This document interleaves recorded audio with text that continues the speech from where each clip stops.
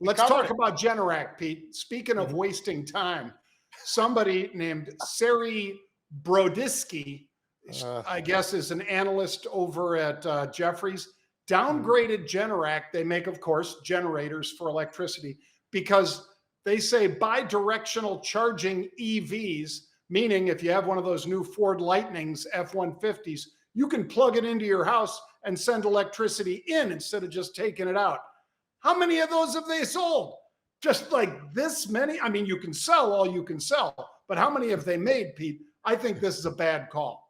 Oh, it's a terrible call. They also cut the price target, John. The whole thing is absolutely ridiculous. I think, Generac's got their own issues. They've got a lot of debt, John, but I think that the biggest issue that I see facing them right now, quite honestly, is labor.